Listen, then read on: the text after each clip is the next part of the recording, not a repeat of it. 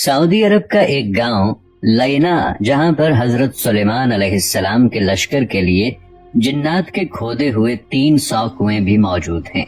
ان میں سے بیشتر اگرچہ ناکارہ ہو چکے ہیں، مگر 20 کنووں سے اب بھی لوگ میٹھا پانی حاصل کرتے ہیں۔ جنات نے یہ کنویں زمین کی بجائے سخت ترین چٹانوں کو توڑ کر بنائے تھے، جس پر اب بھی ماہرین حیران ہیں۔ ان عجائبات کو دیکھنے کے لیے دور دور سے سیاح اس علاقے کا رخ کرتے ہیں۔ العربیہ کی رپورٹ کے مطابق سعودی عرب کا یہ تاریخی گاؤں لینا مملکت کے شمالی شہر رفح سے 100 کلومیٹر کے فاصلے پر واقع ہے۔ یہ قدیم علاقہ اسٹریٹجک اہمیت کے ساتھ متعدد آثار قدیمہ کی وجہ سے ملک بھر میں شہرت رکھتا ہے۔ یہاں ایک قدیم قلعہ بھی ہے۔ پرانے زمانے میں بیت المقدس اور یمن کے مابین پیدل سفر کا مشہور راستہ اسی گاؤں سے گزرتا تھا۔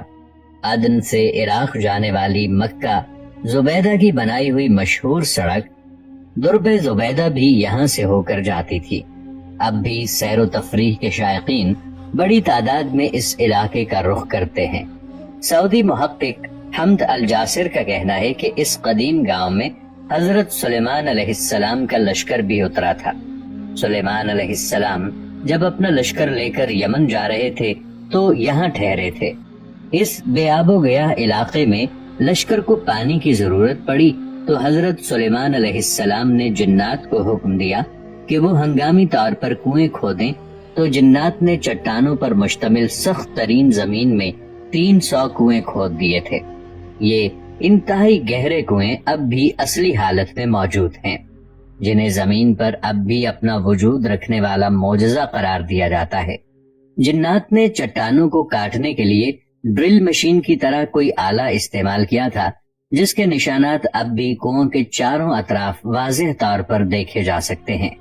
ماہرین اس پر تحقیق کر رہے ہیں کہ جنات نے آخر کس طرح ان سخت ترین چٹانوں کو 60 سے 80 میٹر گہرائی تک کاٹ دیا تھا، اور انہوں نے کون سے علاقے کی مدد سے ایسا کام کیا تھا۔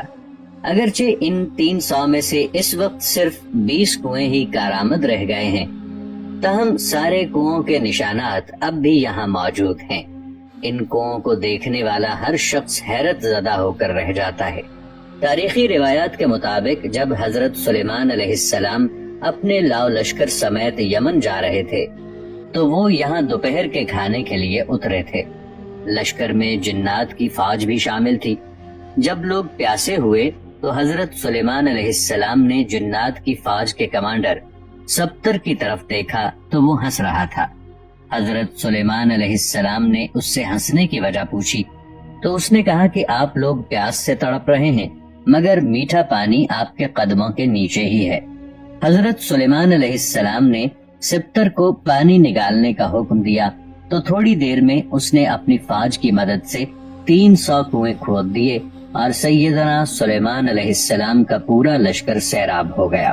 معروف مورخ یاقوت حمودی کے دور تک یہ سارے کنویں میٹھے پانی سے لبالب بھرے ہوئے تھے۔ یاقوت حمودی نے اپنی کتاب معجم البلدان میں لکھا ہے کہ لینا عراق کے شہر واسطہ سے مکہ مکرمہ جاتے ہوئے 7ویں منزل پر آتا ہے۔ یہ علاقہ اپنے میٹھے پانی کے کنووں کی وجہ سے شہرت رکھتا ہے۔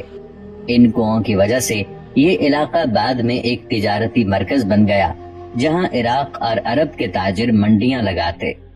نجد سمیت سعودی عرب کے شمالی علاقوں کے لوگ یہاں آ کر خریداری کرتے۔ تاجر اپنا سامان تجارت یہیں اگلے سیزن تک محفوظ کیے پہاڑوں پر بنے بڑے بڑے گوداموں میں رکھتے، جنہیں سیابیت کہا جاتا تھا۔ یہ گودام اب بھی وہاں موجود ہیں۔ علاوہ ازیں یہ علاقہ مختلف آثار قدیمہ کی وجہ سے بھی شہرت رکھتا ہے۔ سعودی حکومت نے یہاں ایک شاہی قلعہ بھی تعمیر کرایا۔ 1354 ہجری میں تعمیر ہونے والے اس قلعے کو گارے، پتھروں اور لکڑیوں سے بنایا گیا ہے۔ واضح رہے کہ حضرت سلیمان علیہ السلام کو حق تعالی نے جنات پر بھی حکومت دی تھی۔ جنات نے ان کے حکم سے بیت المقدس کی تعمیر میں حصہ لیا تھا۔ وہ دور دراز سے پتھر اور سمندر سے موتی نکال کر لاتے۔ ان کی تعمیر کردہ عمارتیں اب بھی موجود ہیں۔